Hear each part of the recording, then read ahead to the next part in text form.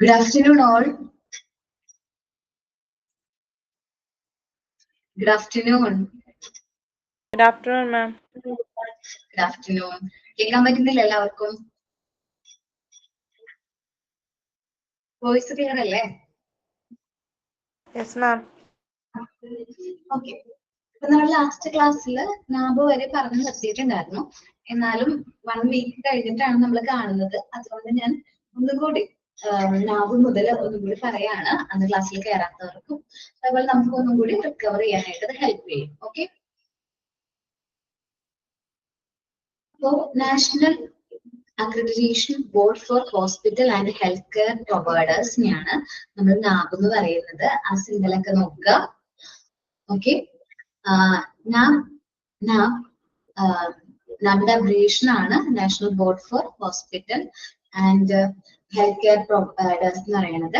It is a quality control of ഇന്ത്യയുടെ തന്നെ ഒരു പാർട്ടാണ് എന്ത് NABH. Setup to establish and operate accreditation program for health care organisation.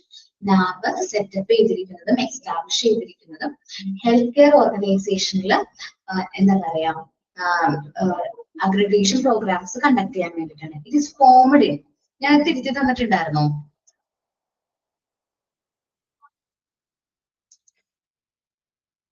Last ക്ലാസ്സിൽ തിരുത്തിയിട്ടുണ്ടായിരുന്നു. 2006 എന്നാക്കിയിട്ടുണ്ടായിരുന്നു.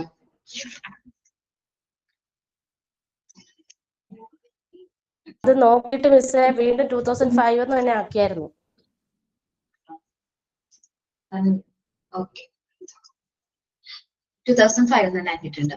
It is a principal accreditation for hospitals in India. നമ്മുടെ അക്രഡിറ്റേഷന്റെ principal accreditation ആണ് ഏത് നാബ് എന്ന് പറയുന്നത്.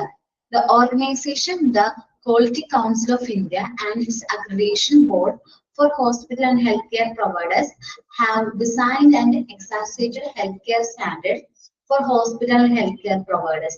നമ്മൾ different types of standards എന്ത് ചെയ്തിട്ടുണ്ട്, പ്രിപ്പയർ ചെയ്തിട്ടുണ്ട് ഹോസ്പിറ്റൽസിനും ഹെൽത്ത് കെയർ പ്രൊവൈഡേഴ്സിനും. ഈ ഒരു സ്റ്റാൻഡേർഡിൽ നിന്ന് തന്നെ നമുക്ക് ഹെൽത്ത് കെയർ സർവീസുകൾ എന്ത് ചെയ്യാൻ പറ്റുള്ളൂ, പ്രൊവൈഡ് ചെയ്യാനായിട്ട് പറ്റുള്ളൂ. Hospitals are assessed on over 600 parameters. The standards are derived between. നമുക്ക് two category ആയിട്ടാണ് നമ്മൾ സ്റ്റാൻഡേർഡ്സിനെ ഡിവൈഡ് ചെയ്തിരിക്കുന്നത്. പേഷ്യന്റ് സെന്റേർഡ് സ്റ്റാൻഡേർഡും ഓർഗനൈസേഷൻ സ്റ്റാൻഡേർഡ് ആയിട്ട് നമ്മൾ ഡിവൈഡ് ചെയ്തിട്ടുണ്ട്. To comply with these standard elements, ഈ സ്റ്റാൻഡേർഡ് എലമെന്റ് ആയിട്ട് കംപ്ലൈ ചെയ്യാൻ വേണ്ടിയിട്ട് the hospital we need to have a process derived approach in all aspects of hospitals. അപ്പൊ നമ്മള് ഈ ഒരു സ്റ്റാൻഡേർഡ് എന്ത് ചെയ്യണം, അക്രഡിറ്റേഷന് വേണ്ടിയിട്ട് നമ്മൾ അപ്ലൈ ചെയ്യുന്നതിന് മുമ്പായിട്ട് ഈ പറഞ്ഞിരിക്കുന്ന 2 കാറ്റഗറീസ് ഓഫ് സ്റ്റാൻഡേർഡ്സും നമ്മുടെ ഹോസ്പിറ്റലിൽ ഇംപ്ലിമെന്റ് ചെയ്യണം. NAB is equivalent to to comply with the standards elements, the hospital will need to have a process-derived approach in all aspects of hospital activity, from registration, admission, pre-surgery, post-surgery protocol, discharge from the hospital, to follow up with the hospital and discharge. നമ്മൾ ഈ എല്ലാ കാര്യങ്ങളിലും ഹോസ്പിറ്റലിൽ നടക്കുന്ന discharge, admission, pre surgery, post surgery, discharge, എല്ലാ കാര്യത്തിലും ഈ ഒരു സ്റ്റാൻഡേർഡ് നമ്മൾ എന്ത് ചെയ്യണം, കീപ്പ് ചെയ്യണം. Not only the clinical aspect but the governance aspect are to be process derived based on clear and transparent policies and protocols. അപ്പൊ നമ്മള് ക്ലിനിക്കൽ ആക്സെപ്റ്റ് മാത്രം നോക്കിക്കൊണ്ടല്ല, ഗവേണൻസ് ആക്സെപ്റ്റ് കൂടെ കൺസിഡർ ചെയ്തിട്ട് വേണം ഈ പോളിസീസും പ്രൊസീജിയറും നമ്മൾ നടപ്പിലാക്കാൻ. ഒരു ട്രാൻസ്പാരന്റ് ആയിട്ട് വേണം നമ്മൾ ഈ ഒരു പോളിസിയും പ്രൊസീജിയറും ഒക്കെ നടപ്പിലാക്കാൻ വേണ്ടിയിട്ട്. Now focus on streamlining the entire operations of a hospital. ഞാൻ ഫോക്കസ് ചെയ്യുന്നത് നമ്മുടെ ഓർഗനൈസേഷന്റെ മൊത്തത്തിലുള്ള ഓപ്പറേഷനെയാണ്. ഓർഗനൈസേഷൻ എന്ന് പറയുമ്പോൾ നമ്മുടെ ഹോസ്പിറ്റലിലെ ഓവറോൾ ഓപ്പറേഷനെയാണ് ഞാൻ ഫോക്കസ് ചെയ്യുന്നത്. നാബ് എന്ന് പറയുന്നത് നമ്മള് JPIക്ക് തുല്യമായിട്ടുള്ള ഒരു ഇന്റർനാഷണൽ അതോറിറ്റിയാണ്. നമ്മൾ JCIനെ കുറിച്ച് ഡീറ്റെയിൽഡ് ആയിട്ട്, ജോയിന്റ് കമ്മീഷൻ ഇന്റർനാഷണൽ കുറിച്ചിട്ട് ഡീറ്റെയിൽഡ് ആയിട്ട് നെക്സ്റ്റ് ക്ലാസ്സിൽ നമ്മൾ നോക്കും. Including hospital HAS, Sweden Authority to the SANDA, Australian Council on Healthcare Standard, the Japan Council for Health Quality in Healthcare, National Committee for quality assurance in the United States, USA. Its standards have been accredited by ISCA, the apex body accreditation and accreditators, hence making NAM accreditation at par with the world most leading hospital accreditation.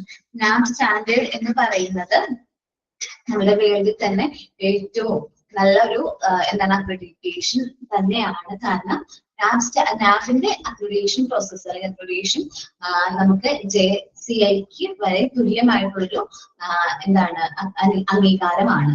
അപ്പോ നാഫിന്റെ അംഗീകാരം കിട്ടുക എന്ന് പറഞ്ഞിട്ടുണ്ടെങ്കിൽ world attention ആ ഒരു ഹോസ്പിറ്റലിലേക്ക് national wide attention തന്നെ കിട്ടും. The official website of QCI should be refers for application and implementation of healthcare standards. നമ്മൾ ഏത് ആപ്ലിക്കേഷൻ അയക്കണം, അതേപോലെ എങ്ങനെ അത് ഇംപ്ലിമെന്റ് ചെയ്യുന്നതൊക്കെ നമ്മൾ last ക്ലാസ്സുകളിലായിട്ട് നോക്കിയിട്ടുണ്ടായിരുന്നു. The Quality Council of India work under the guidance of Ministry of Commerce. അപ്പോൾ Quality Council of India Ministry of Commerceന്റെ കീഴിലാണ് വർക്ക് ചെയ്യുന്നത്. ഇനി നമ്മുടെ ഹിസ്റ്ററി നോക്കാം ട്ടോ. അക്രഡിറ്റേഷന്റെ ഹിസ്റ്ററിയിലേക്കാണ് നമ്മൾ നോക്കുന്നത്. നമുക്ക് നോക്കാം.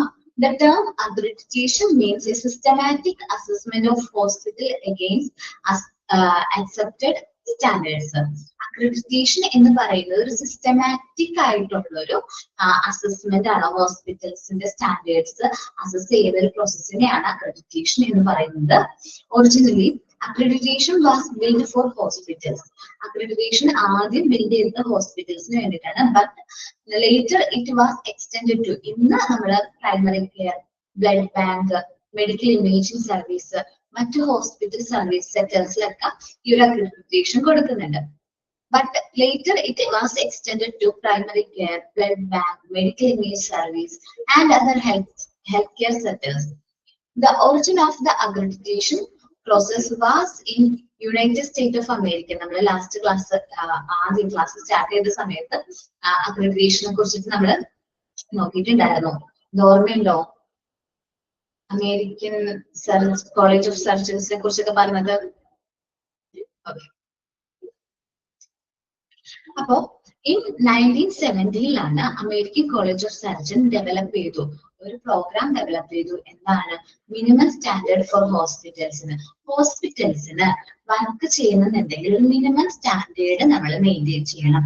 Assess and identify suitable hospital for surgical training. അതേപോലെ തന്നെ സർജിക്കൽ ട്രെയിനിങ്ങിന്റെ കാര്യത്തിലായാലും ഒരു അസസ് ചെയ്യാനും അതിന്റെ സ്യൂട്ടബിലിറ്റിയും കാര്യങ്ങളൊക്കെ വെരിഫൈ ചെയ്യാനായിട്ട് മിനിമം സ്റ്റാൻഡേർഡ് ശരിക്കും പറഞ്ഞിട്ടുണ്ടെങ്കിൽ ഏതൊരു വ്യക്തിയോട് അല്ലെങ്കിൽ നമ്മൾ ഏറ്റവും കൂടുതൽ ഡിപ്പെൻഡ് ചെയ്യുന്ന ഒരു സ്ഥലമാണല്ലോ ഹോസ്പിറ്റൽസ്. അപ്പൊ അവിടെ പ്രൊവൈഡ് ചെയ്യുന്ന സർവീസിന് മിനിമം സ്റ്റാൻഡേർഡ് എന്ത് ചെയ്യണം? കീപ്പ് ചെയ്യണം. മിനിമം സ്റ്റാൻഡേർഡ് കീപ്പ് ചെയ്യാൻ വേണ്ടിയിട്ടാണ് അവർ അതിനൊരു എന്താണ് പ്രോഗ്രാം കണ്ടക്ട് ചെയ്തത്.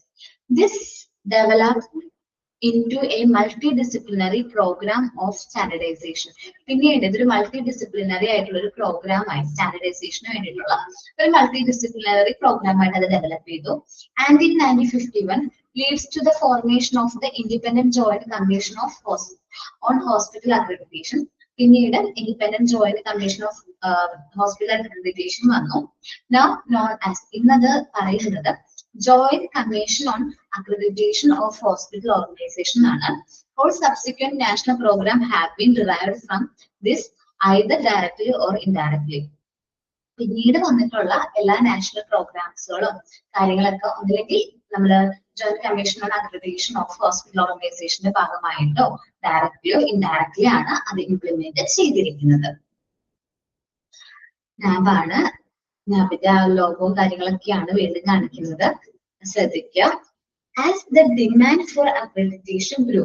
ഇന്ന് നമ്മൾ നോക്കുകയാണെങ്കിൽ അക്രഡിറ്റേഷന്റെ ഡിമാൻഡ് കൂടുതലാണ്. കാരണം നമ്മൾ എല്ലാ ഇൻഡിവിജ്വൽസും അംഗീകാരമുള്ള സ്ഥാപനത്തിൽ നിന്നാണ് എന്ത് ചെയ്യാനായിട്ട് ട്രീറ്റ്മെന്റ് എടുക്കാനായിട്ട് ആഗ്രഹിക്കുന്നത്. കാരണം ഇന്ന അംഗീകാരമുള്ള ഓർഗനൈസേഷൻ മാത്രമായിരുന്നു ചില ഇൻഷുറൻസ് കമ്പനി എന്ത് കൊടുക്കുക, ക്ലെയിം കൊടുക്കുക. അങ്ങനെ കേട്ടിട്ടുണ്ടോ?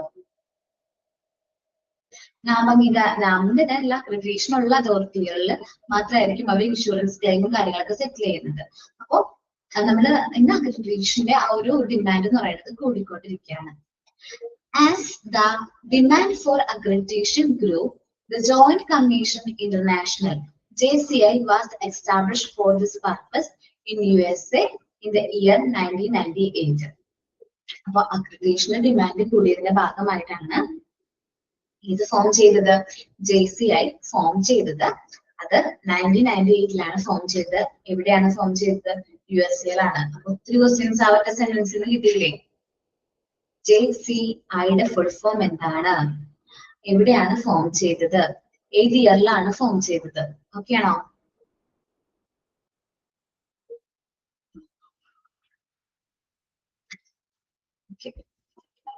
The JCI accreditation standard are based on standard developed by healthcare professionals from many other countries. ഈ accreditation standards ബേസ് ചെയ്തിരിക്കുന്നത് മറ്റുള്ള എന്താ പറയാ പ്രൊഫഷണൽ ആയിട്ടുള്ള ഹെൽത്ത് കെയർ അക്രഡിറ്റേഷൻ സ്റ്റാൻഡേർഡ്സിന്റെ ഒക്കെ ബേസിൽ തന്നെയാണ് JCIയും അവർ അക്രഡിറ്റേഷൻ സ്റ്റാൻഡേർഡ് ഡെവലപ്പ് ചെയ്തിരിക്കുന്നത്. An international body known as International Society for Quality in Healthcare (ISQQA) was then established as an umbrella organization to provide approval for other accreditation body. അപ്പോ ഈ ഒരു organisation ആണ് മറ്റ് accreditation ബോഡിക്ക് വേണ്ട അപ്രൂവലും കാര്യങ്ങളൊക്കെ കൊടുക്കുന്നത്. In 1999 they launched a program called Agenda for Leadership in Program in Healthcare Accreditation, which provides service to various national accreditation bodies to provide and administrate standard of healthcare according to international standard. അപ്പൊ അവരൊരു programme conduct ചെയ്തു. Agenda for എന്തിനു വേണ്ടിയിട്ടുള്ള agenda ആയിരുന്നു? Health care അക്രഡിറ്റേഷന് വേണ്ടിയിട്ടുള്ള ഒരു agenda, ഒരു programme ആയിരുന്നു അവർ കണ്ടക്ട് ചെയ്തത്. അതിൽ പറയുന്നത് നാഷണൽ അക്രഡിറ്റേഷൻ ബോഡീസ് പ്രൊവൈഡ് ചെയ്യേണ്ട അല്ലെ അഡ്മിനിസ്ട്രേറ്റ് ചെയ്യേണ്ട സ്റ്റാൻഡേർഡ്സിനെ കുറിച്ചാണ്. എന്ന് വെച്ചാൽ നമ്മുടെ ഇന്റർനാഷണൽ ലെവലിലുള്ള സ്റ്റാൻഡേർഡ്സും കാര്യങ്ങളും ഇംപ്ലിമെന്റ് ചെയ്യണം, അതിനെ കുറിച്ചുള്ള ഒരു പ്രോഗ്രാം ആയിരുന്നു ഇംപ്ലിമെന്റ് ചെയ്തത്. In India, the NAB system was established in 2006 as a constituent body of QCI. One minute, ഞാൻ അത് കഴിഞ്ഞ പ്രാവശ്യം സെർച്ച് ചെയ്തതാണെന്ന് തോന്നുന്നു.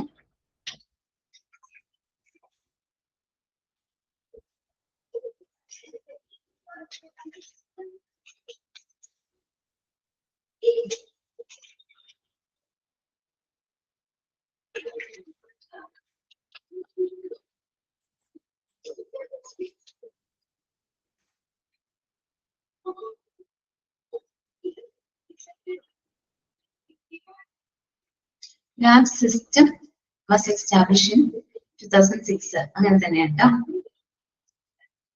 A constituent body of a QCI to establish and operate an accreditation program for healthcare organization. Healthcare organization വേണ്ടിയിട്ടുള്ള accreditation programs ആണ് അവർ establish ചെയ്യുന്നത്. The purpose of NAB was designed and monitor healthcare standards for hospital and healthcare providers in accordance with the international standard. അപ്പൊ NAB standard design ചെയ്തിരിക്കുന്നത്, monitor ചെയ്തിരിക്കുന്നത് നമ്മുടെ ഹോസ്പിറ്റൽസിന് വേണ്ട health care standards ആണ്. നമ്മുടെ international സ്റ്റാൻഡേർഡ്സിന് accordance ആയിട്ട് ഒരേപോലെ ഇന്റർനാഷണൽ സ്റ്റാൻഡേർഡ്സ് ആയിട്ട് മെറ്റ് ചെയ്യുന്ന രീതിയിലാണ് നമ്മൾ NAB സ്റ്റാൻഡേർഡുകൾ എസ്റ്റാബ്ലിഷ് ചെയ്തിരിക്കുന്നത്. The first edition of standards was released in 2006 first edition release ചെയ്തിരിക്കുന്നത്. അത് ഓരോ എഡിഷനും നമുക്ക് നോക്കാം.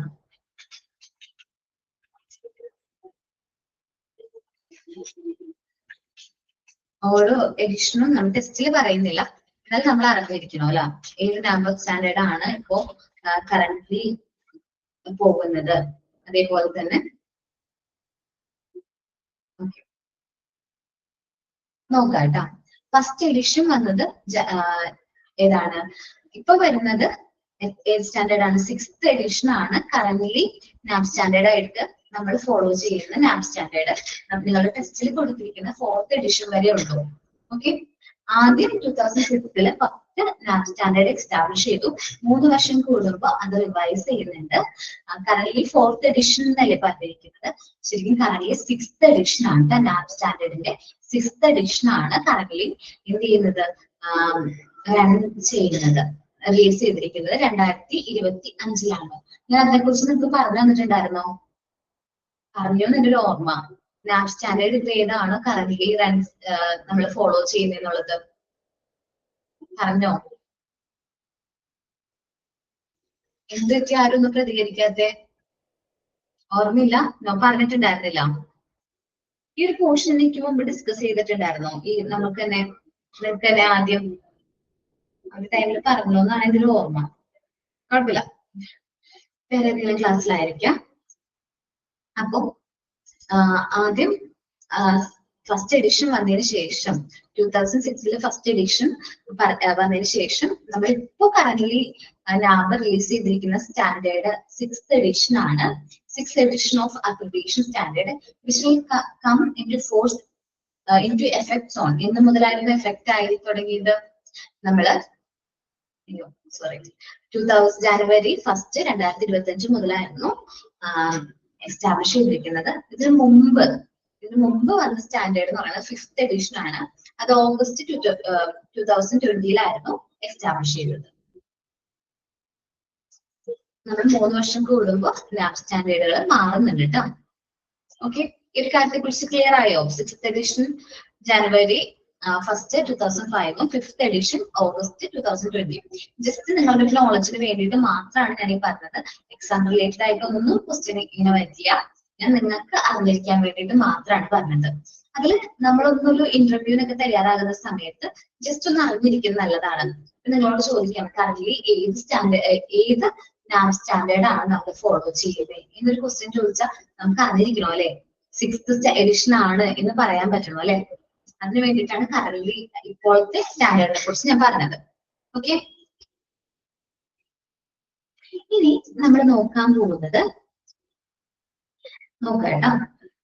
ഇവിടെ പറഞ്ഞിരിക്കുന്ന കറന്റ് എന്നുള്ളത് മിസ്റ്റേക്ക് ആയതുകൊണ്ടാണ് ഞാൻ വീണ്ടും സെർച്ച് ചെയ്ത് പോയി പറഞ്ഞത്. അപ്പൊ സെന്റൻസ് ഞാൻ റീഡ് ചെയ്യുന്നില്ല കേട്ടോ. NAB is an institutional member of Accreditation Council of ISCA. The standard set up by the NAB has been accredited and approved by ISCA. ഒരു അക്രഡിറ്റേഷൻ കൗൺസിലിന്റെ മെമ്പർ തന്നെയാണ് ആര്? നാബ് എന്ന് പറയുന്നത്. നാബ് സ്റ്റാൻഡേർഡ്സ് അംഗീകാരവും അപ്രൂവലും കൊടുത്തിരിക്കുന്നതും ISCA തന്നെയാണ്. This means that NABH standard are alignment with global benchmark set by ISQUA. അപ്പോ അവർ പറഞ്ഞിരിക്കുന്ന ബെഞ്ച് മാർക്കും കാര്യങ്ങളും നമ്മൾ കറക്റ്റ് ആയിട്ട് അലൈൻ ചെയ്യുന്നുണ്ട്. അവർ പറഞ്ഞിരിക്കുന്ന സ്റ്റാൻഡേർഡ്സും കാര്യങ്ങളും നമ്മൾ ഫോളോ ചെയ്യുന്നുണ്ട്, നാബ് ഫോളോ ചെയ്യുന്നുണ്ട് എന്നുള്ളതിന് ഒരു അംഗീകാരം കൂടിയാണ്. Thus international recognition can be achieved through accreditation of the hospital by NABH. അതുകൊണ്ടാണ് നാബ് അംഗീകാരം എന്ന് പറയുന്നത് ഇന്റർനാഷണൽ അക്രഡിറ്റേഷൻ തന്നെയാണ് എന്ന് പറയാനായിട്ട് കാരണം. ഇനി നമ്മള് സ്റ്റാൻഡേർഡ്സിനെ കുറിച്ചിട്ടാണ് പറയുന്നത്. നാബ് സ്റ്റാൻഡേർഡ്സിനെ കുറിച്ചിട്ടാണ് പറയുന്നത്. The hospital accreditation program assess the quality and operational system which are placed within the facility. അപ്പോ ഹോസ്പിറ്റൽ അക്രഡിറ്റേഷൻ പ്രോഗ്രാമുകൾ അതിന്റെ ക്വാളിറ്റിയും കാര്യങ്ങളൊക്കെ നമ്മൾ എന്ത് ചെയ്യുമ്പോൾ അക്രഡിറ്റേഷന്റെ കാര്യമായിട്ട് പ്രോഗ്രാമും കാര്യങ്ങളും കണ്ടക്ട് ചെയ്യുമ്പോൾ നമ്മുടെ ഫെസിലിറ്റീസിൽ എന്തെല്ലാം ലോസും റൂൾസും റെഗുലേഷൻസ് ആണ് നമ്മൾ ഫോളോ ചെയ്യേണ്ടതെന്നാണ് നമ്മൾ നോക്കുന്നത്. The accreditation includes compliance with the NAB standard. First of all നമ്മൾ നാബ് സ്റ്റാൻഡേർഡ് ആയിട്ട് കംപ്ലൈ ചെയ്യണം. വെച്ചാൽ അവർ പറഞ്ഞിട്ടുള്ള നാബ് സ്റ്റാൻഡേർഡ്സും കാര്യങ്ങളും നമ്മുടെ ഹോസ്പിറ്റലിൽ ഇംപ്ലിമെന്റ് ചെയ്യണം. Applicable laws and regulations, applicable ആയിട്ടുള്ള ലോസും റെഗുലേഷനും നമ്മൾ ഇംപ്ലിമെന്റ് ചെയ്യണം. നാബ് standard for hospital are prepared by the technical committee constituted by NAB that has an element person for clinical, nursing, medical administration area. അപ്പൊ ഈ പറഞ്ഞിട്ടുള്ള എല്ലാ ഏരിയാസിലും നമ്മൾ എങ്ങനെയാണ് നാബ് സ്റ്റാൻഡേർഡുകൾ ഇംപ്ലിമെന്റ് ചെയ്യുന്നത് എന്നതിനെ കുറിച്ച് നമുക്ക് ധാരണ വേണം. കറക്റ്റ് ആയിട്ട് നമ്മൾ ഇംപ്ലിമെന്റ് ചെയ്യണം. The accreditation standard take into consideration the requirement of various laws and regulations and guidelines set up by the government from time to time. അപ്പോ ഈ അക്രഡിറ്റേഷൻ സ്റ്റാൻഡേർഡ് നമ്മൾ ഇംപ്ലിമെന്റ് ചെയ്യുമ്പോൾ ഗവൺമെന്റ് ടൈം ടു ടൈം റെഗുലേഷൻസും കാര്യങ്ങളും implement ചെയ്യുന്നുണ്ടാവും. അതും കൂടി consider ചെയ്തിട്ട് വേണം നമ്മൾ ഈ നാബ് സ്റ്റാൻഡേർഡ് ഇംപ്ലിമെന്റ് ചെയ്യാൻ. NABH standard has 10 chapters. NABH സ്റ്റാൻഡേർഡിന് 10 ചാപ്റ്റേഴ്സ് ആണുള്ളത്. Incorporating 100 standards. Incorporating എത്ര സ്റ്റാൻഡേർഡ്സ് ഉണ്ട്? അതിൽ 100 സ്റ്റാൻഡേർഡ്സ് ഉണ്ട്. ആൻഡ് 651 ഒബ്ജക്റ്റീവ് എലമെന്റ്സ് വരുന്നുണ്ട്. Out of 651 objective element, 1 or 2 are categories which are mandatorily assessed during each assessment. അതിൽ ആദ്യം പറയുന്ന 102 എന്താണ് എലമെന്റ്സ് എന്ന് പറഞ്ഞാൽ മാൻഡേറ്ററി ആണ്, നിർബന്ധമായും എല്ലാ അസസ്മെന്റും കാര്യങ്ങളിലും നമ്മൾ അസസ് ചെയ്യേണ്ടതാണ്. 459 are commitment category which will be assessed during the final assessment. പിന്നീട് വരുന്ന 459 എലമെന്റ്സ് എന്ന് പറയുന്നത് നമ്മൾ ഫൈനൽ അസസ്മെന്റിന്റെ ടൈമിലായിരിക്കും നമ്മൾ എന്ത് ചെയ്യുന്നത്, അസസ് ചെയ്യുന്നത്. And 60 are in achievement category which will be assessed during surveillance assessment. അത് 60 എലമെന്റ്സ് എന്ന് പറയുന്നത് അച്ചീവ്മെന്റ് കാറ്റഗറിയിൽ വരുന്ന എലമെന്റ്സ് ആണ്. ആ എലമെന്റ്സ് നമ്മൾ സർവേലൻസ് അസസ്മെന്റ് കാര്യങ്ങളൊക്കെ കണ്ടക്ട് ചെയ്യുമ്പോൾ ആണ് നമ്മൾ അത് പരിശോധിക്കുന്നത്. പിന്നെ 30 ആർ ഇൻ എക്സലൻസ് കാറ്റഗറി. പിന്നീട് വരുന്ന 30 എലമെന്റ്സ് എന്ന് പറയുന്നത് എന്താണ്, നമ്മൾ എക്സലൻസ് കാറ്റഗറിയിൽ വരുന്നതാണ്. which will be assessed during re-accreditation. Re-accreditation ഭാഗമായിട്ടായിരിക്കും നമ്മൾ ഈ 30 എലമെന്റ്സിനോട് പരിശോധിക്കുന്നത്. സിമ്പിൾ ആണ്, നമുക്ക് സ്റ്റാൻഡേർഡ് 10 ചാപ്റ്റർ ആണ്, 10 ചാപ്റ്റേഴ്സ് ആണുള്ളത്. ഓരോ ചാപ്റ്റേഴ്സിലും നമുക്ക് വരുന്നത് 100 സ്റ്റാൻഡേർഡ്സ് ആണ് വരുന്നത്. അതില് 100 സ്റ്റാൻഡേർഡ്സും incorporating 100 standards and 651 objective elements are വരുന്നത്.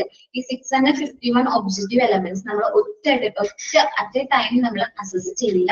ഫസ്റ്റ് നമ്മൾ വരുന്നത് 102 കാറ്റഗറി എലമെന്റ്സ് ആണ്. അത് മാൻഡേറ്ററി ആയിട്ട് നമ്മൾ എല്ലാ അസസ്മെന്റിലും പരിശോധിക്കുന്നതാണ്. പിന്നെ വരുന്ന 459 എലമെന്റ് എന്ന് പറയുന്നത് എലമെന്റ് കാറ്റഗറി പറയുന്നത് കമ്മിറ്റ്മെന്റ് കാറ്റഗറിയിലാണ് വരുന്നത്. സോ അത് ഫൈനൽ അസസ്മെന്റിൽ മാത്രമാണ് നമ്മൾ പരിശോധിക്കുന്നത്. പിന്നീട് വരുന്ന 60 അച്ചീവ്മെന്റ് കാറ്റഗറി വരുന്ന എലമെന്റ്സ് ആണ്. അത് നമ്മൾ സർവേലൻസ് അസസ്മെന്റിന്റെ ഭാഗമായിട്ടാണ് നമ്മളിത് പരിശോധിക്കുന്നത്, അസസ് ചെയ്യുന്നത്. 30 വരുന്നത് എക്സലന്റ് കാറ്റഗറിയിലാണ്. അത് റീഅക്രഡിറ്റേഷന്റെ ഭാഗമായിട്ടാണ് നമ്മൾ എന്ത് ചെയ്യുന്നത്, പരിശോധിക്കുന്നത്. ഓക്കെ, ഞാനിത് പഠിക്കേണ്ട കാര്യങ്ങൾ മാർക്ക് ചെയ്തിട്ടേക്കാം കേട്ടോ. നോക്കാം. The standards have 100 chapters incorporating 100 standards and 651 objective elements. അത് മാർക്ക് ചെയ്യണം. അതില് 102 കാറ്റഗറി ഏത് കാറ്റഗറിയാണ്, മാൻഡേറ്ററി അസസ്മെന്റ് ആണ്. അത് എല്ലാ അസസ്മെന്റിലും നമ്മൾ എന്ത് ചെയ്യും, പരിശോധിക്കും എന്നുള്ളത് നോക്കണം. പിന്നീട് വരുന്ന 459 അത് കമ്മിറ്റ്മെന്റ് കാറ്റഗറിയിൽ വരുന്നതാണ്. അത് അസസ് ചെയ്യുന്നത് എപ്പോൾ മാത്രമാണ്, ഫൈനൽ അസസ്മെന്റിന്റെ ടൈമിൽ മാത്രമാണ്. പിന്നീട് വരുന്ന 60 എലമെന്റ്സ് അച്ചീവ്മെന്റ് കാറ്റഗറിയുടെ ഭാഗമാണ്. അച്ചീവ്മെന്റ് കാറ്റഗറി എപ്പോഴാണ് നമ്മൾ പരിശോധിക്കുന്നത്, സർവേലൻസ് അസസ്മെന്റിന്റെ ഭാഗം ആ ഒരു ടൈമിലാണ് പരിശോധിക്കുന്നത്. പിന്നീട് വരുന്ന 30 എന്ന് പറയുന്നത് എക്സലൻസ് കാറ്റഗറിയാണ്.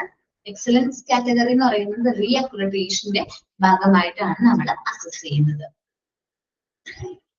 ഒന്ന് വായിക്കാൻ പറ്റും, സ്റ്റാൻഡേർഡ്സ് വരെ ഒന്ന് വായിച്ചു നോക്കാൻ പറ്റും എല്ലാവർക്കും?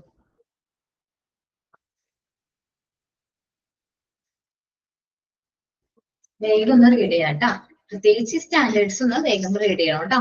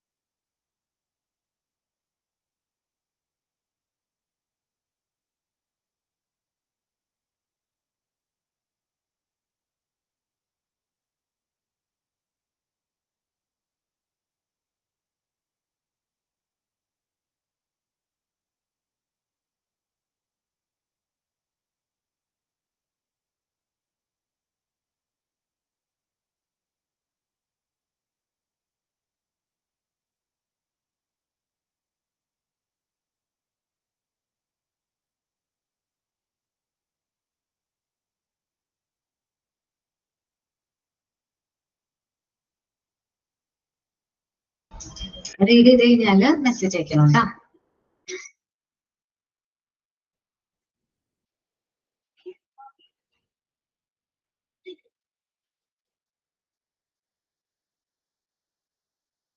ഓക്കെ, റീഡ് ചെയ്തോ നിങ്ങള്?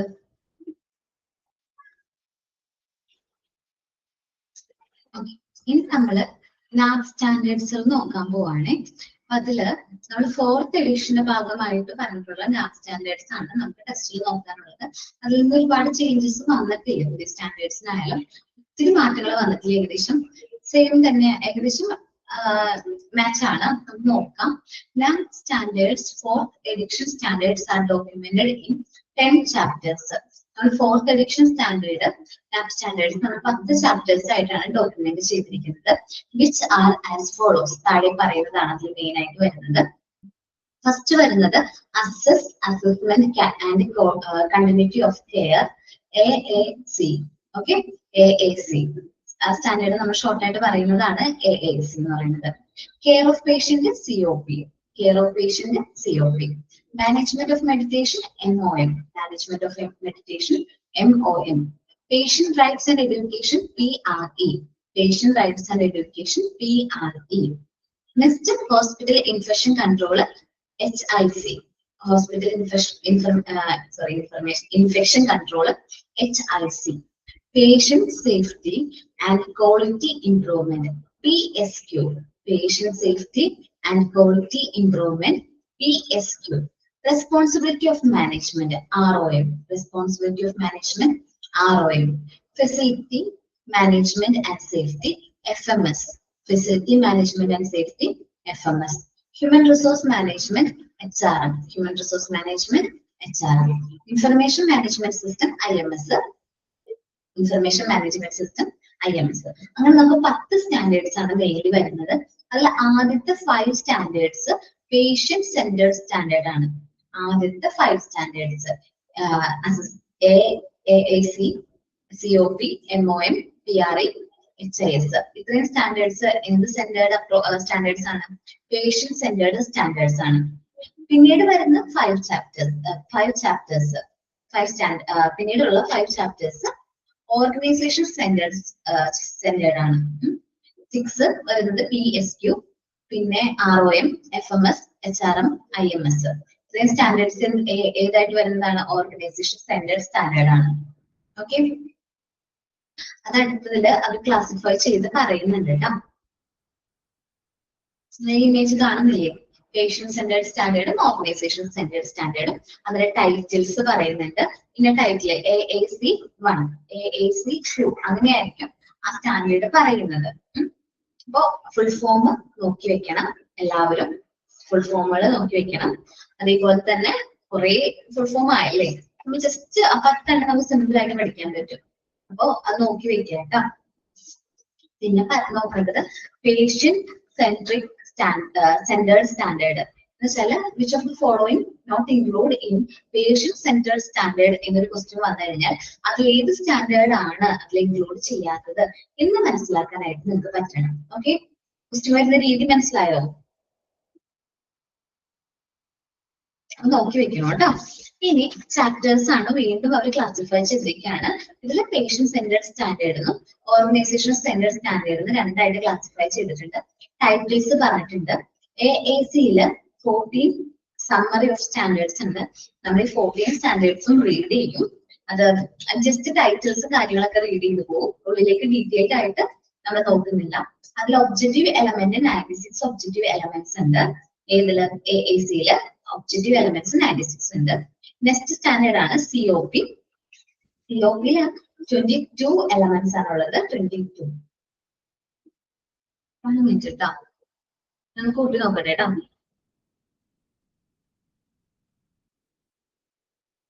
PSQ അത് വന്നിട്ടുണ്ടോ? PSQ എടാ ചിലപ്പോ ചെറിയ ഇതില് മിസ്റ്റേക്ക് ഉണ്ടാവും കേട്ടോ. PSQ 6th സ്റ്റാൻഡേർഡ് അവിടെ മിസ്റ്റേക്ക് പറ്റിയിരിക്കുന്നത്. SCSPQI എന്നാണല്ലേ കാണുന്നത്. അത് മാറ്റിക്കോ കേട്ടോ. PSQ എന്ന് തന്നെ ആക്കിക്കോ. ചാപ്റ്റർ 6 എന്ന് പറയുന്നത് PSQ ആണ്. PSQ തന്നെയാണ്. അത് പ്രിന്റിംഗ് മിസ്റ്റേക്ക് ആയിരിക്കും കേട്ടോ. ഞാൻ ശ്രദ്ധിച്ചില്ല. താങ്ക് യു ട്ടാ ശ്രീലക്ഷ്മി. ഞാൻ പെട്ടെന്ന് ഈ സൈഡിലുള്ള സ്റ്റാൻഡേർഡ്സ് മാത്രം ഇന്ന് റീഡ് ചെയ്ത് പോവായിരുന്നു.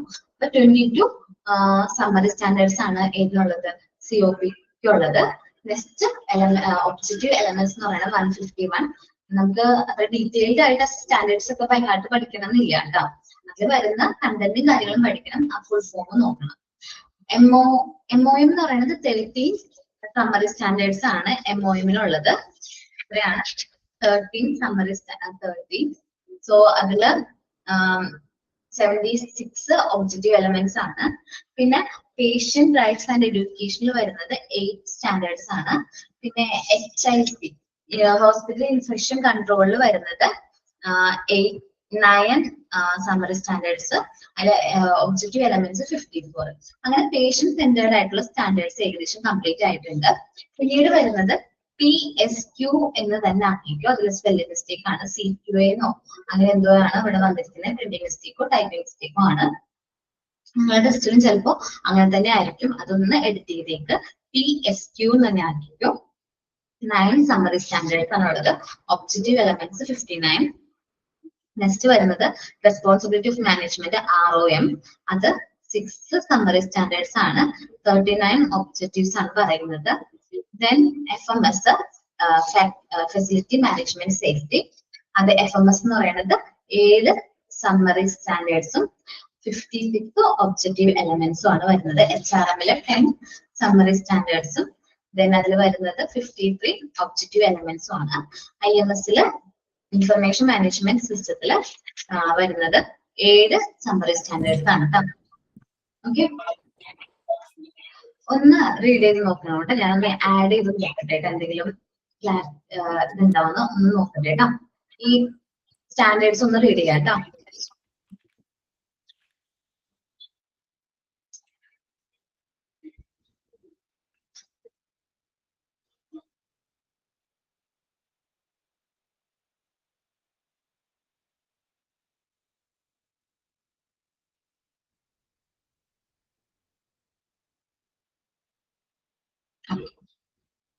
കറക്റ്റ് ആണ്. ഒന്ന് റീഡ് ചെയ്ത് നോക്കട്ടോ. അപ്പോ ഇതിൽ ചോദിക്കാവുന്ന ക്വസ്റ്റ്യൻ പേഷ്യന്റ് സെന്റേർഡ് സ്റ്റാൻഡേർഡും ഓർഗനൈസേഷൻ സെന്റേർഡ് സ്റ്റാൻഡേർഡും വൺ വേർഡ് ആയിട്ട് ഫുൾ ഫോമും കാര്യങ്ങളൊക്കെ ചോദിക്കാൻ വളരെ ചാൻസ് കൂടുതലാണ്. നോക്കാട്ട് എല്ലാവരും അത് അയച്ചതിന് ശേഷം ഒന്ന് സംഭവിക്കുകയാണെങ്കിൽ നമുക്ക് ക്ലാസ് കണ്ടിന്യൂ ചെയ്യാം കേട്ടോ.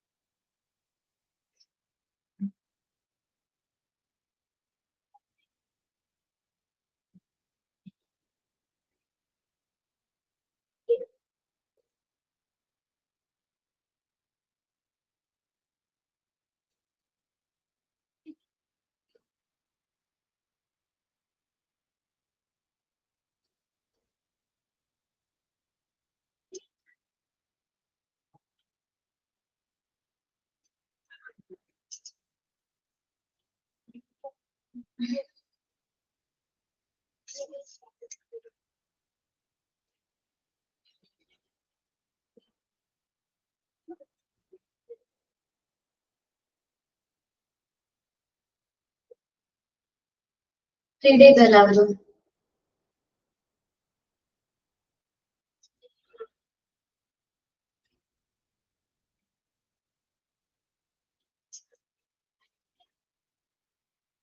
റീഡ് ചെയ്തോ? സ്റ്റാൻഡേർഡ്സ് ഒന്നും നോക്കാൻ പറ്റില്ലേ? നോക്കിയോ?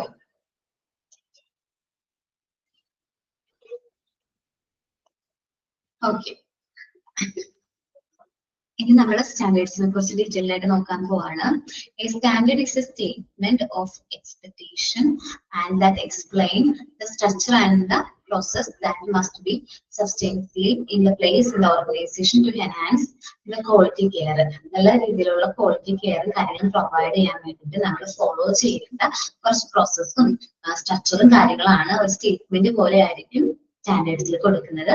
And objective element is that component of the standard which can be measured objectively on rating scale. നമുക്ക് എന്ത് ചെയ്യാൻ പറ്റും, ഈ സ്റ്റാൻഡേർഡ്സ് നമുക്ക് റേറ്റ് ചെയ്യാനായിട്ട് പറ്റും, നമുക്ക് മെഷർ ചെയ്യാനായിട്ട് പറ്റും. The acceptable compliance with the measurable elements will determine the overall compliance with the standard. അപ്പൊ നമ്മൾ അക്സെപ്റ്റബിൾ ആയിട്ടുള്ള ഒരു കംപ്ലയൻസും കാര്യങ്ങളും നമ്മൾ മെഷർ ചെയ്യുന്നതിലൂടെ ആ ഓർഗനൈസേഷന്റെ ഓവറോൾ സ്റ്റാൻഡേർഡ്സും കാര്യങ്ങളും നമുക്ക് എന്ത് ചെയ്യാൻ പറ്റും, മെഷർ ചെയ്യാനായിട്ട് പറ്റും. ഇനി ഇതിലെ 10 സ്റ്റാൻഡേർഡ്സ് ആണ് നമ്മൾ പറയുന്നത്. അത് വീണ്ടും അവർ പറയാണ്, വീണ്ടും വായിക്കണോ സ്റ്റാൻഡേർഡ്സ് ഓരോന്നായിട്ട്? അതിൽ മിസ്റ്റേക്ക് വന്നല്ലോ, AC ആണ്, അതിൽ മിസ്റ്റേക്ക് വന്നിട്ടുണ്ട് കേട്ടോ. ഞാൻ വായിക്കാം. അതില് ACC എന്നാണ് കൊടുത്തിരിക്കുന്നത്. അതൊന്ന് എഡിറ്റ് ചെയ്യാൻ പറ്റുമോ നിങ്ങൾക്ക്? കണ്ടോ മിസ്റ്റേക്ക് എന്താന്ന് മനസ്സിലായോ?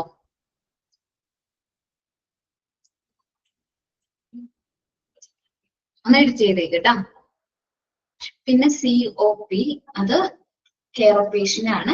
MOM management of meditation. PRE patient rights and education. HIC continuous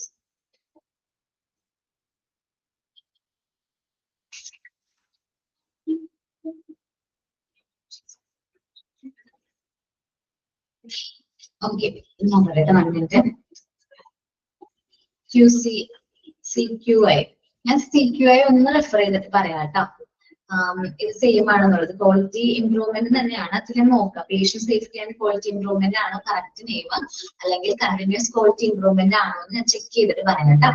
HIC hospital infection control.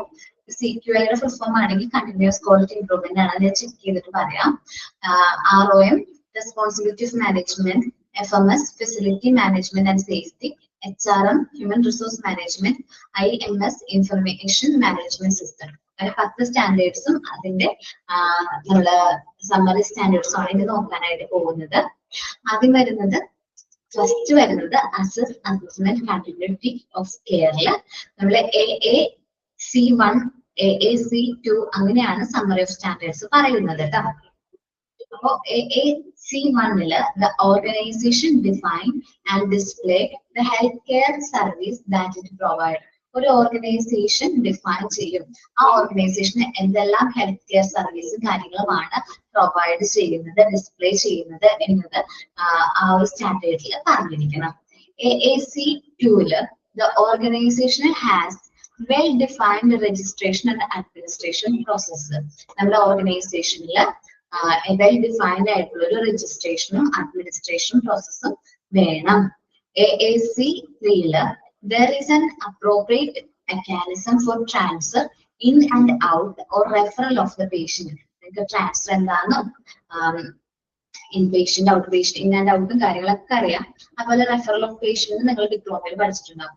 ഈ ഒരു സിറ്റുവേഷനിലൊക്കെ നമ്മൾ അപ്രോപ്രിയേറ്റ് ആയിട്ടുള്ള മെക്കാനിസവും കാര്യങ്ങളുമാണ് ഫോളോ ചെയ്യേണ്ടത്. അതിനെ കുറിച്ചിട്ടായിരിക്കും AAC3 പറയുന്നത്. AAC4 patient care for the organization undergo and establish initial assessment. Patient care എങ്ങനെയാണ് കൊടുക്കേണ്ടത്?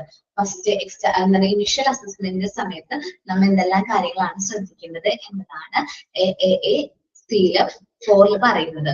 അടുത്താണ് AAC5 patient centered for the organization undergo a regular reassessment. Patient കെയറിന്റെ കാര്യത്തിൽ നമ്മൾ ഓർഗനൈസേഷൻ ഒരു റെഗുലർ അസസ്മെന്റ് കാര്യങ്ങളും ചെയ്യേണ്ടതിനെ കുറിച്ചിട്ടാണ് AAC5 പറയുന്നത്.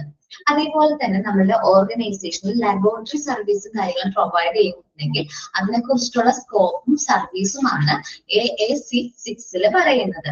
Laboratory service are provided as per the scope of the service of the organisation. ഓർഗനൈസേഷന്റെ സ്കോപ്പിൽ നിന്നുകൊണ്ട് തന്നെ നല്ല രീതിയിൽ നമ്മൾ ലബോറട്ടറി സർവീസും കാര്യങ്ങളും പ്രൊവൈഡ് ചെയ്യുന്നുണ്ടോ എന്നതിനെ കുറിച്ച് ഡീൽ ചെയ്യുന്ന സ്റ്റാൻഡേർഡ് ആണ് AAC6. AAC7 there is an established laboratory quality assurance program. നമ്മൾ ലബോറട്ടറി സർവീസും കാര്യങ്ങളും പ്രൊവൈഡ് ചെയ്യുന്നുണ്ടെങ്കിൽ ആ ഒരു ലാബിൽ അല്ലെങ്കിൽ ലബോറട്ടറിയിൽ നല്ലൊരു ക്വാളിറ്റി അഷുറൻസ് പ്രോഗ്രാം എസ്റ്റാബ്ലിഷ് ചെയ്യണം. അതേപോലെ തന്നെ ക്വാളിറ്റി മാത്രമല്ല കേട്ടോ, സേഫ്റ്റി പ്രോഗ്രാമും കൂടി എന്ത് ചെയ്യണം, എസ്റ്റാബ്ലിഷ് ചെയ്യണം. ലബോറട്ടറി വഴിയൊക്കെ ഇൻഫെക്ഷനും കാര്യങ്ങളൊക്കെ സ്പ്രെഡ് ചെയ്യാനുള്ള ചാൻസ് ഉണ്ട്. അതുകൊണ്ട് ലബോറട്ടറി സേഫ്റ്റി പ്രോഗ്രാമും നമ്മൾ എസ്റ്റാബ്ലിഷ് ചെയ്യേണ്ടതാണ്.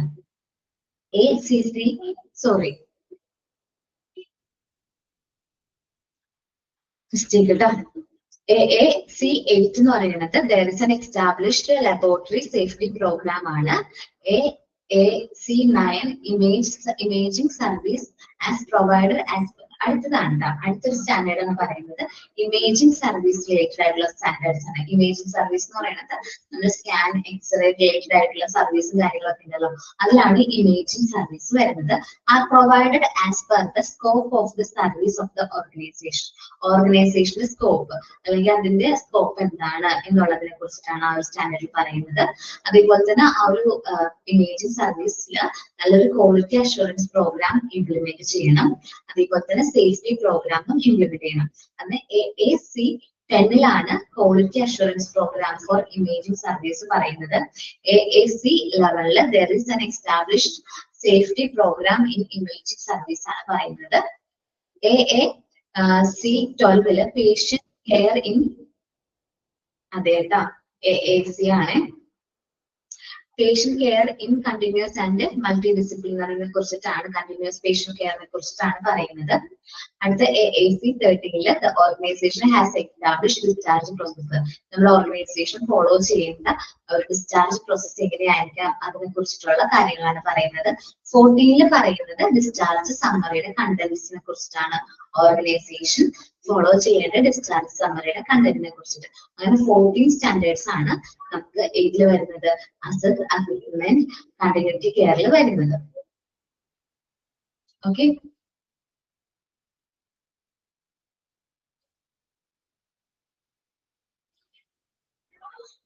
ഒന്ന് റീഡ് ചെയ്യാൻ പറ്റുമോ അസസ്മെന്റ് ആൻഡ് കണ്ടിന്യൂറ്റി കെയർ?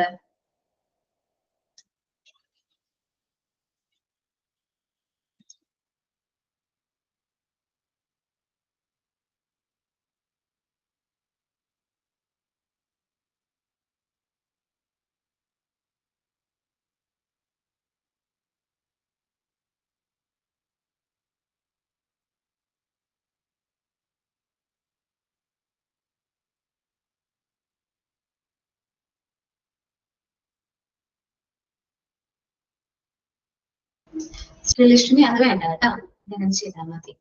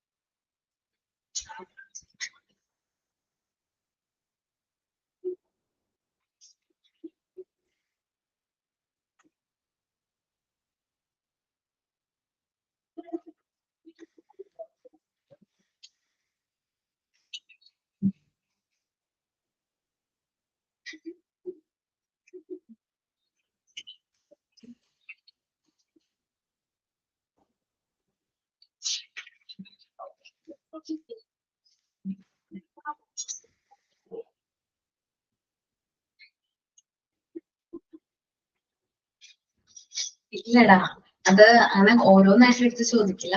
നമ്മൾ അറിഞ്ഞിരിക്കാൻ വേണ്ടിയിട്ടാണ് ഈ ഒരു സ്റ്റാൻഡേർഡ്സും പറയുന്നത്. നിങ്ങൾ ക്വസ്റ്റ്യൻ വരുമ്പോ നോക്കിക്കോ കേട്ടോ, എങ്ങനെയാണ് അതിന്റെ രീതി, ചോദിക്കുന്ന രീതി എന്നുള്ളത്.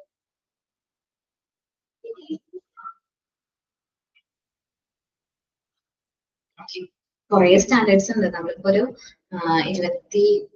14 നോക്കിയിട്ടുള്ളൂ. ഇതേപോലത്തെ എത്രയാണ് പറഞ്ഞത്, ഇത്തിരി ഉണ്ട്. എല്ലാരും പഠിക്കാന്ന് വെച്ചാല് നല്ല പാടാണ്, മനസ്സിലാക്കിയിരിക്കാൻ വേണ്ടിയിട്ടാണ് പറഞ്ഞേട്ടാ.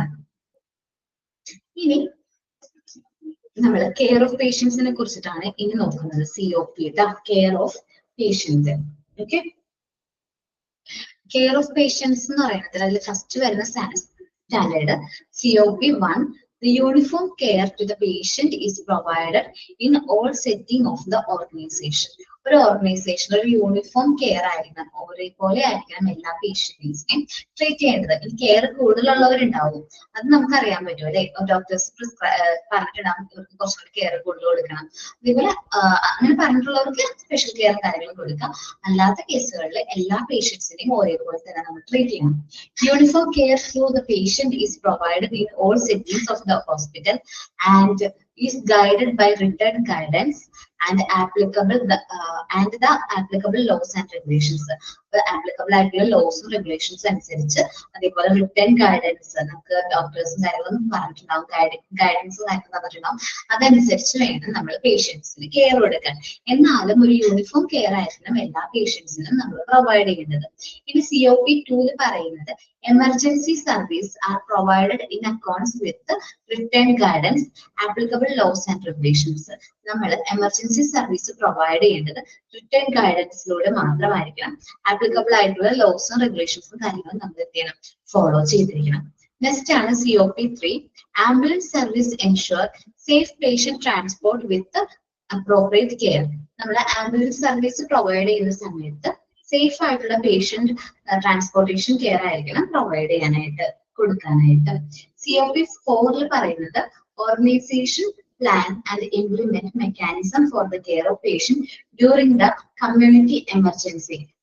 ഓരോ ഹോസ്പിറ്റൽസിനും കമ്മ്യൂണിറ്റി എമർജൻസീസോ എപ്പിഡമിക്സോ അതർ ഡിസാസ്റ്ററോ കാര്യങ്ങൾ വരുന്ന സമയത്ത് ഓർഗനൈസേഷന് അവരുടേതായ പ്ലാൻസും ഇംപ്ലിമെന്റേഷൻ മെഷേഴ്സ് മെക്കാനിസം കാര്യങ്ങളും അഡോപ്റ്റ് ചെയ്യുന്നതിനെ കുറിച്ചിട്ടാണ് COP4 പറയുന്നത്.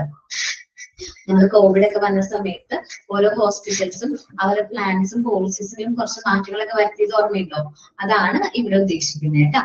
ഇനി COP5 CPR. Okay, cardio pulmonary റെസിസ്റ്റേഷൻ. Okay, നിങ്ങൾ CPR എന്ന് കേട്ടിട്ടുണ്ടോ? ചിലപ്പോൾ കേട്ടിട്ടുണ്ടാവും അല്ലെ.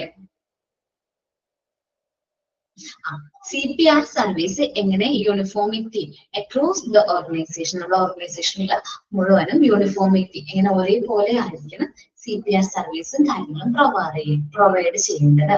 COP6 പറയുന്നത് nursing care is provided to the patient in the organization in consonance with clinical protocol. Clinical protocol പറഞ്ഞിരിക്കുന്ന രീതിയിൽ വേണം നഴ്സിംഗ് കെയർ പേഷ്യൻസിന് പ്രൊവൈഡ് ചെയ്യാൻ.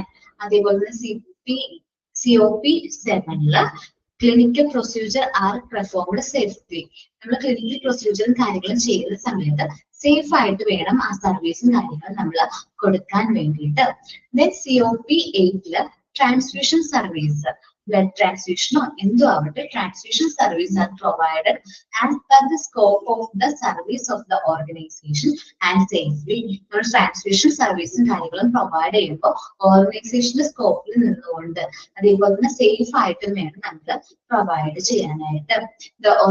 COP9 the organization provide care in intensive care and high dependency unit in a systematic manner. നമ്മൾ intensive care സർവീസും കാര്യങ്ങളും provide ചെയ്യുമ്പോഴും high dependency units കാര്യങ്ങൾ സിസ്റ്റമാറ്റിക് ആയിട്ടുള്ള രീതിയിൽ വേണം നമ്മൾ പ്രൊവൈഡ് ചെയ്യാനായിട്ട്. COP10 organization provide safe obstetric care. എന്താണ് ഒബ്സ്ട്രറ്റിക് കെയർ എന്നുള്ളത്?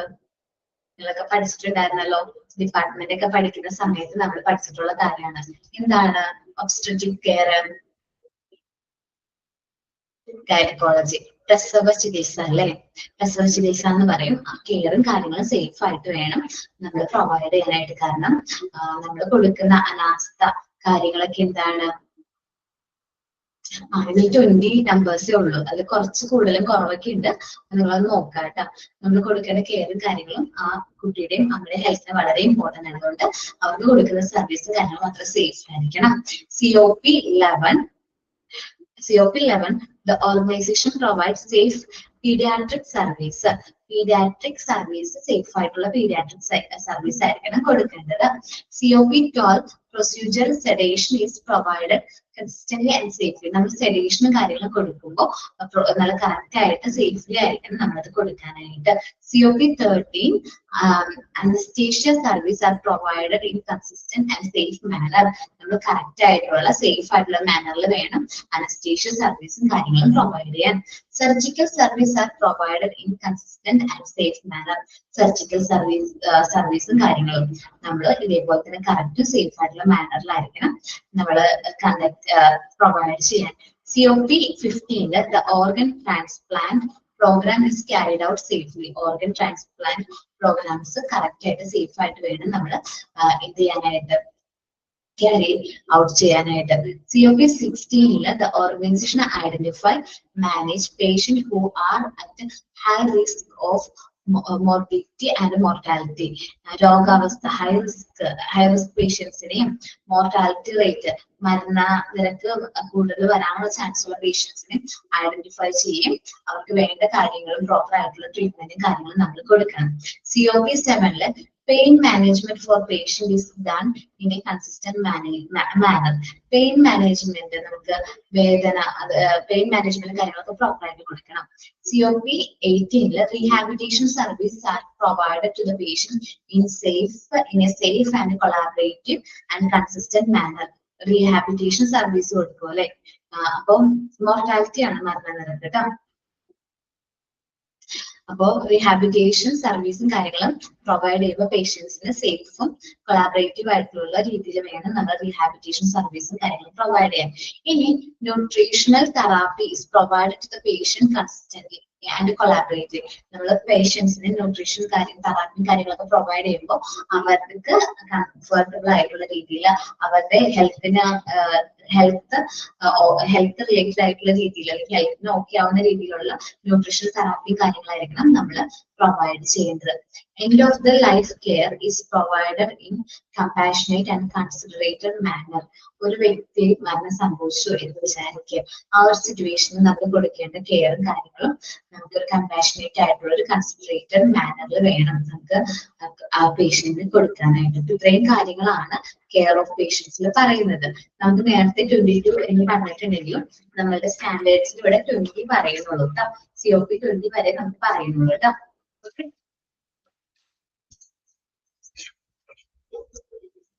അത് ചിലതിൽ മാറ്റമുണ്ട് കേട്ടോ. 30 എന്ന് പറഞ്ഞിട്ട് 11 മാത്രമേ നമ്മളുടെ ടെസ്റ്റിൽ കൊടുത്തിട്ടുള്ളൂ.